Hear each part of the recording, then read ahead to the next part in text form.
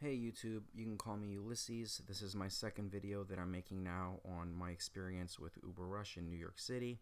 This video is going to be focused totally on money. Most of my UberRUSH videos will be focused mostly on money because it was the most interesting and curious thing to me before I started doing this. And to those of you out there watching this that are thinking of possibly becoming a rusher, I think it's probably the thing that you guys are going to be most curious about. So in my first video, I briefly touched on this new incentive system that Uber has, and I said that I thought that it was a pay cut, but I didn't really qualify that with any facts or details. So the old system, you'd get a flat extra of $3 or $5 per trip, depending on the time of day you made your delivery. The new system, you get an extra 33% no matter what time of day you do the delivery. And the way they sold that is the longer your deliveries are, the longer your trips are, the more money you'll make per trip. So you can make more of an incentive than the old $3 or $5 one. But does that actually mean that you're going to be making more in practice and not just in theory? So I actually did some math. I made a couple of charts and graphs, and I did confirm my original conclusion that it is a pay cut, but I wanted to find out how long of a trip do you need to do before you'll start making more money with this new system than over the old one. Alright, so let's get into it. My methodology, I did all of my trip calculations for every mile increment up to 15 miles because 15 miles is roughly the length of the entire island of Manhattan, all the way from Battery Park up to Inwood and that last bridge right before you get into the Bronx. The calculations that I was doing, the way that Uber is going to calculate your pay for every trip you do. The old system, if you did a delivery in the morning before 12 o'clock, you'd get an extra $5. If you did delivery after 12 o'clock, then you get an extra $3. And the new system, you'd get an extra 33%. Doesn't matter what time of day. Both systems, you're going to get a $25 flat fee for traveling to Brooklyn or Queens. The formula for pay and the rates, the numbers you're going to plug in, they vary from city to city. These are the numbers that get plugged in for New York City. The base fare is $3. You get an extra $2.50 for every mile. Then Uber takes their 20% fee, and then they add incentives on top of that. So currently, you're going to be getting an extra 33% of whatever you earned from the gross, plus other bonuses. Those other bonuses could be extra money that Uber will be offering from time to time if they have a special promotion and they anticipate increased demand, so they want more riders out, or if it's raining or snowing or something and they want to encourage people to get out and ride, they'll offer in extra money too. So all of the numbers and everything that I'm doing here are estimates. Don't count this to be like the exact end-all be-all if you actually start doing it or if you are doing it, because I compared the stuff from my pay stubs to things here that were very close, and it was always a little bit off. I asked Uber, I emailed them asking them for specific details on the advanced formula for how they calculate everything, and they took about a week for them to get back to me, and they were very vague. So these are estimates, but I think the conclusions are sound. All right, so this was the first chart that I came up with. On the far left here, you've got trip distance in miles, then you've got the trip pay, then how much Uber's taking out from their 20%, and what you would get from the old system making a delivery of in the afternoon or in the evening, and then the new system where you're getting paid 33% no matter what the time.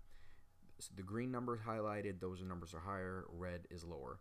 So for a 1 mile sample trip under the old system, you'd get paid $7.40. The new system, you get paid $6.22. You will be making more money. The new system will catch up at 3 miles. So if you're doing a trip distance of 3 miles or more, you're going to be getting paid more than the old system.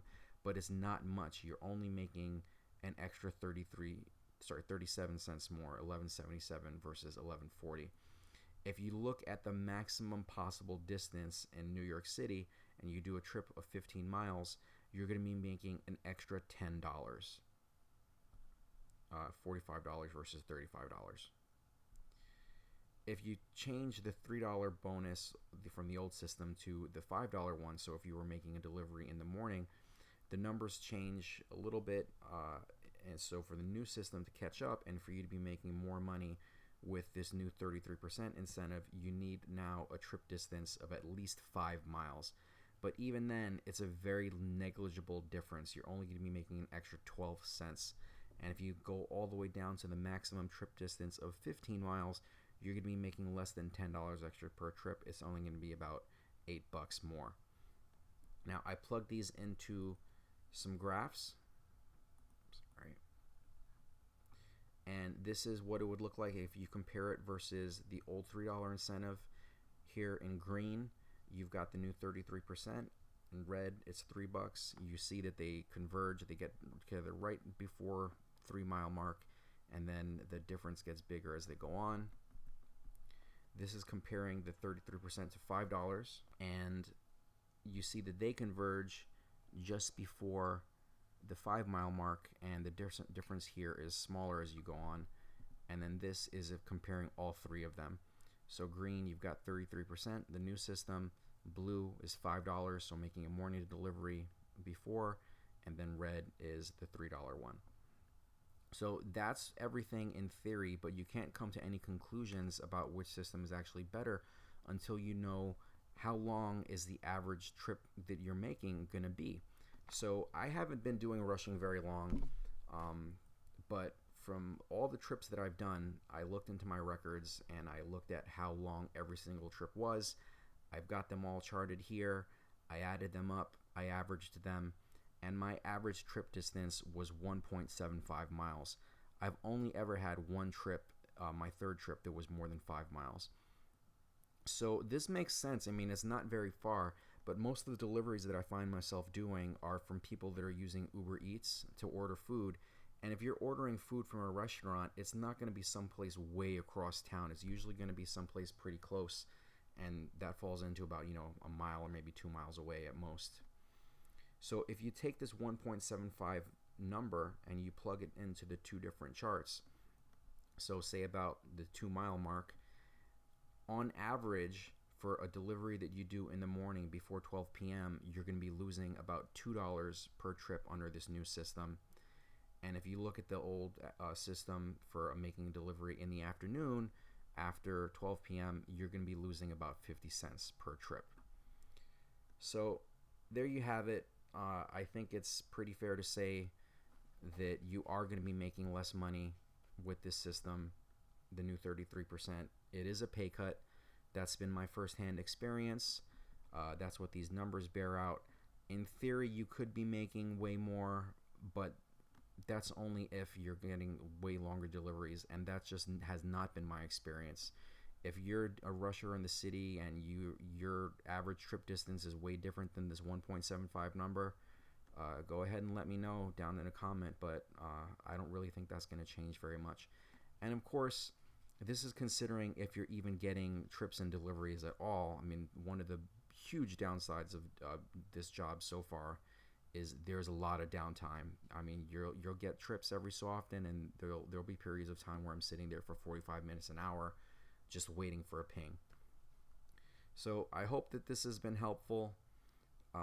If you have any questions or any comments, if I made any big mistakes in my calculations and my math, let me know. And that's it. Thank you for watching, and take care and ride safe.